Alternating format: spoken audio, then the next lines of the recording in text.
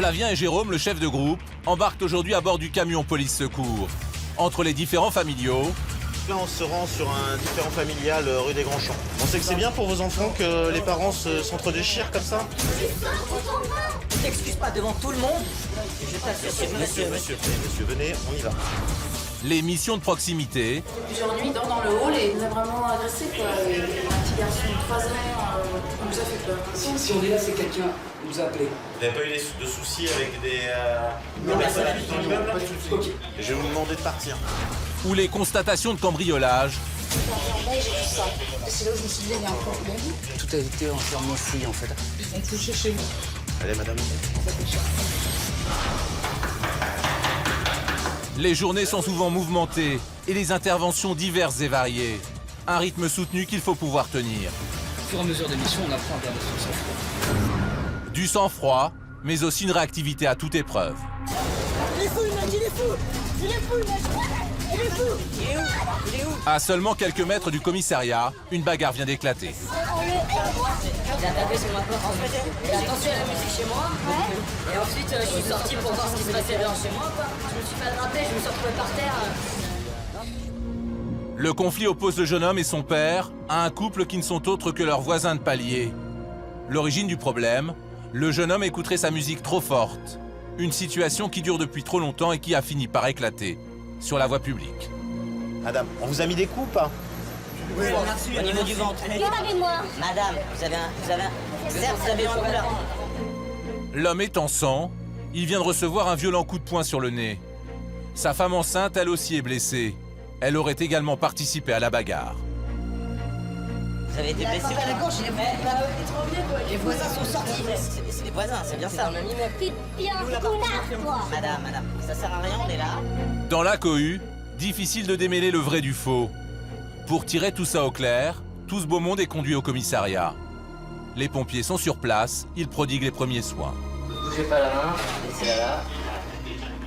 Je vais prendre attention, regarde si tout va bien au niveau du sang.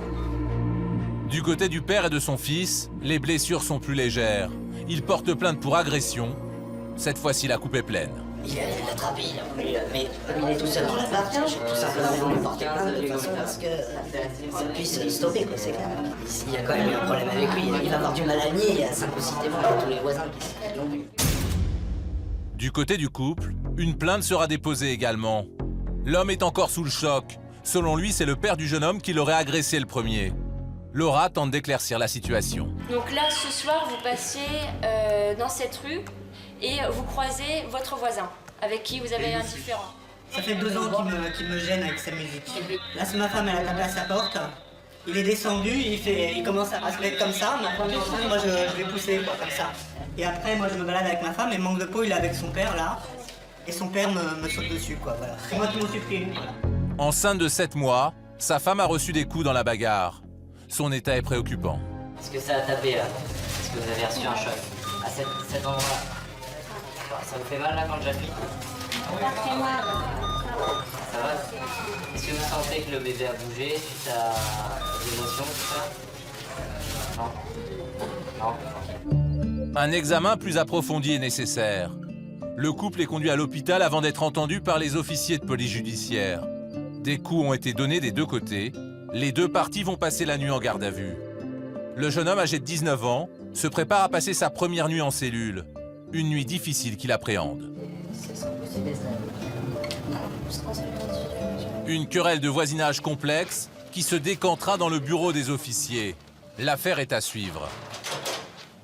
Cette affaire sera amenée devant le tribunal de grande instance de Paris pour les entendre, pour en fait déterminer qui a fait quoi et quelles seront en fait les suites pour tous, quoi.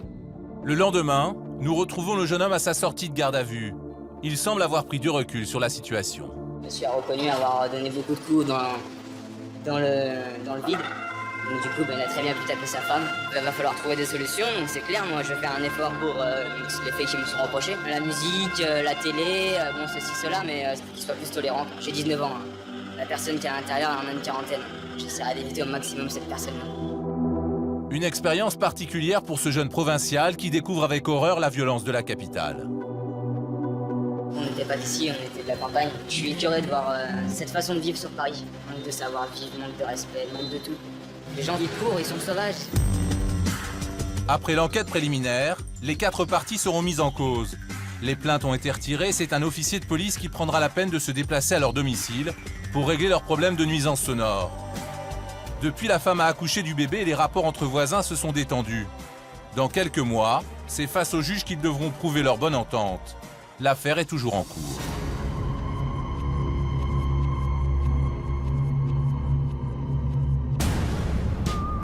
La nuit tombe à Paris. La capitale arbore alors un nouveau visage. Vol, violence, les délits sont nombreux et la délinquance différente. Les patrouilleurs, eux, restent présents, attentifs, ils redoublent de vigilance. Laurent, brigadier chef, membre du GSQ, travaille depuis plus de 20 ans dans la police. Les relations avec les jeunes, il les connaît, des relations qui n'ont cessé de se dégrader. Bon, jeune homme, vous allez vous en aller d'ici, s'il vous plaît, vous gênez, hein.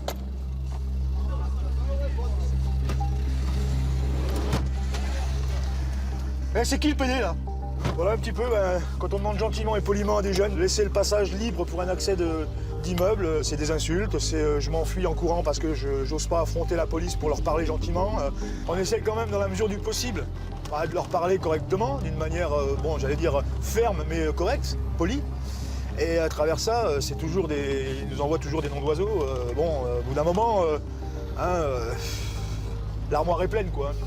Enfin.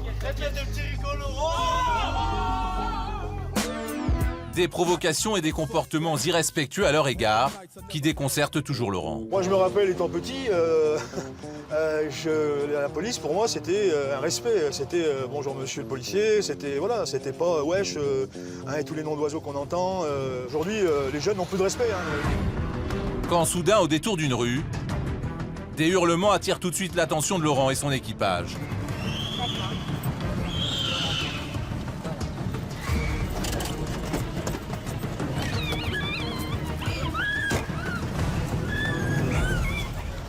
Je sais pas qui c'est là dans les mains. Qu'est-ce que t'as là? Reste tranquille.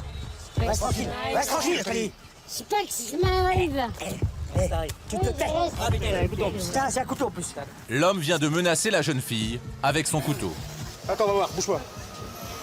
Elle vient d'échapper de justesse à une tentative d'agression sexuelle. En pleurs dans le véhicule de police, elle a du mal à réaliser ce qui vient de lui arriver. Vous voulez les pompiers, mademoiselle? Vous avez besoin? Ok, je suis ok.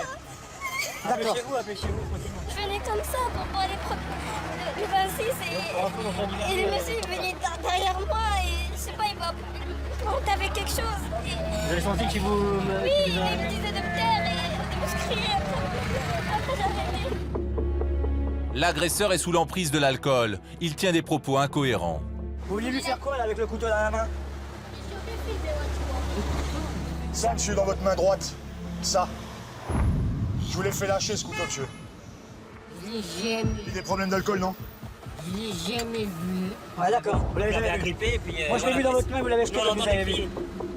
Dangereux, il est immédiatement embarqué par les collègues de la brigade anticriminalité, venus en renfort. Monsieur, vous montez On va. Sur la route du commissariat, Laurent tente de rassurer la victime encore sous le choc. Ça n'était pas arrivé, je pense que... Voilà. Non mais c'est bien, vous avez bien fait crier. Vous avez quand même crié. C'est bien, c'est ce qu'il fallait faire. Malgré tout, c'est ce qu'il fallait faire. L'individu, agité, ne comprend pas ce qui lui arrive. Il n'a pas l'air de jouir de toutes ses capacités mentales. Je vous ai vérifié. J'ai jamais fait ça. Et là, ce soir, tu voulais agresser quelqu'un. T'es conscient de ce que t'as fait? Jamais agressé quelqu'un. Bon, heureusement qu'on est arrivé. Franchement, heureusement que vous y arrivez. Il va falloir te soigner, puisque visiblement t'es malade. J'ai commis une erreur. Pendant que la victime dépose plainte dans le bureau des officiers, A priori, c'est ce que j'ai... Menace avec arme. Parce qu'on est arrivé à temps. les policiers procèdent au test d'alcoolémie auprès de l'agresseur. Venez souffler, monsieur. Vous allez souffler, monsieur? Allez, on y va? Soufflez. Encore. C'est bon. 1,06. Ça fait beaucoup, oui. Avec un taux aussi important dans le sang, Laurent n'ose pas imaginer ce qui aurait pu se passer sans leur intervention. Souvent, on arrive trop tard, bon, là, nous, ça nous fait plaisir parce que on a eu la personne tout de suite, on n'a pas besoin de la chercher. Il n'y a pas eu d'attouchement, donc pour nous, c'est super. Avant d'être placé en garde à vue, l'agresseur est emmené, direction l'hôpital. Laurent tente une dernière fois d'obtenir une explication. Encore une fois, voilà. On voit ce qui reste dans la bouteille, donc forcément, à un moment donné... Hein? Vous buvez souvent, monsieur? Pas très souvent, mais... Mais bien, quand vous buvez, vous buvez. Je pense pas que ce que vous avez fait à la demoiselle, vous me l'auriez pas fait à moi. Hein. Bah oui, mais ce soir, monsieur, vous l'avez fait. Vous avez bien agressé une demoiselle. Je l'ai pas agressé. Si, bah, vous l'avez tenu comme ça, vous l'avez mis le couteau ici. Eh, monsieur. Hein? Oui, Ah, d'accord. Voilà. On est d'accord. Bon, voilà. Allez, on va à l'hôpital. Ouais? Pour la jeune femme, le calvaire se termine enfin. Ce soir, elle aura eu plus de peur que de mal, mais surtout une chance folle d'avoir croisé les policiers au bon moment.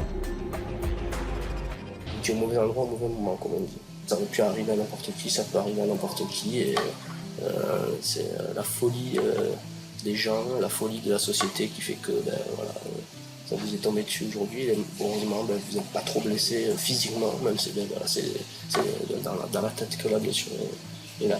il va faire oublier au plus vite. Après la signature de son procès verbal,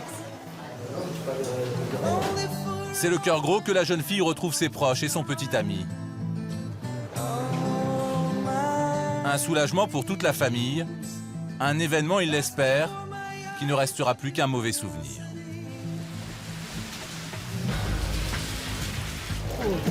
Allez. Allez, dépêche-toi, il pleut là. Quant à l'agresseur, de retour de l'hôpital, la sanction est immédiate. Privé de ses libertés, il passera la nuit en garde à vue avant d'être entendu par les officiers de police. Anxieux avant d'entrer en cellule, l'homme s'agite et cause quelques derniers désagréments à Laurent, Jérôme et ses collègues. Eh, vous arrêtez tout de suite. Vous arrêtez votre cirque tout de suite. On est bien d'accord. GG.